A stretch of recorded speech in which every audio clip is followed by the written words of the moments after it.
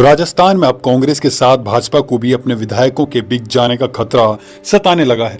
यानी कि अभी तक जो भाजपा सचिन खेमे के विधायकों की संख्या 19 से बढ़ाकर 30 करने के जुगाड़ में लगी हुई थी, उसे खुद के घर में सेंध लगाने का खतरा सताने लगा है।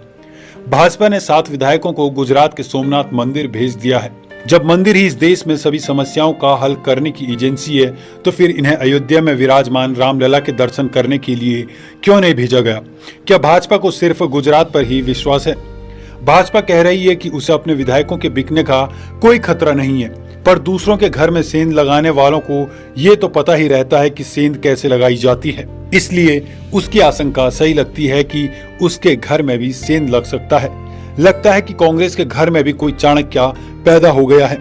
अभी तक तो भाजपा का ही चाणक्य पूरे देश में गदर काटे हुए था। हाल में ही उसने मध्य प्रदेश में कमलनाथ को उठाकर फेंक दिया था। बड़ा हंगामा था कि अब गहलोत की खैर नहीं, पर तब तक उनके मन में भी चाणक्य की धूर्तता घुस चुकी थी, इसलिए उनकी सरकार फिलहाल बची हुई है। वैसे चाणक्य हमारे इतिहास के बड़े सम्मानित महापुरुष रहे हैं, पर आजकल उन्हें धूर्तता का पर्याय बना दिया गया है।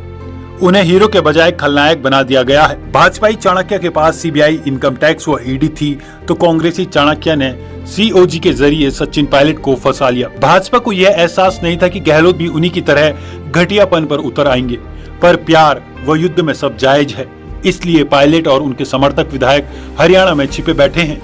भाजपाई चाणक्य ने गहलोत के भाई व कुछ मित्रों पर छापेमारी शुरू कर दी, तो जादूगर गहलोत ने एक केंद्रीय मंत्री शेखावत को फंसा दिया। यानी घटियापन की एक ब्लॉकबस्टर फिल्म चल रही है। इस महामारी में सिनेमा हॉल तो बंद है, तो पूरे देश का मनोरंजन इस देश की घटिया फिल्में ही कर रही है। इस संकट काल में रोटी का टोटा हो सकता है, पर मनोरंजन का टोटा नहीं हो पाएगा। राजस्थान में राज्यपाल कलराज मिश्रा ने बहुत दांव चले, पर गहलोत भी पुराने खिलाड़ी हैं, लगे रहे। अंततः 14 अगस्त से विधानसभा का सत्र बुलाने के लिए राज्यपाल को मजबूर होना पड़ा। अगर दूसरे राज्यों के मुख्यमंत्री भी गहलोत की तरह चाणक्य बने होते, तो कांग्रेस को इतनी सरकारें न गंवानी पड़ती। भाजपाइयों का दावा था कि वे कई कांग्रेसी विधायक तोड़ लेंगे, पर अब वे अपने ही विधायकों को बचाने में लग गए हैं। कई बार ऐसा होता है कि दूसरे का घर तोड़ने वालों के अपने ही घर में सेंध लग जाती है। लगा है कि इस बार के शक्ति परीक्षण में गहलोत बच जाएंगे, पर सचिन और उनके सहयोगियों का क्या होगा, यह बता पाना मुश्किल है। अगर वे गहलोत के विरोध में वोट डालेंगे, तो उनकी विधायकी जा सकती है।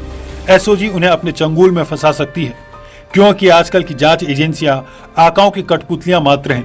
जब लोकतंत्र की कड़ियां टूटती है, तो फिर इस तरह के दृश्य सामने पहले भी आते रहे हैं। पर एक बात तो यह है कि गहलोत ने साबित कर दिया कि वे कांग्रेस के चाणक्य है। कांग्रेस को उनका एहसान मानना चाहिए कि उनके पास भी कोई तो है जो बीजेपी चाणक्य से मोर्चा ले रहा है।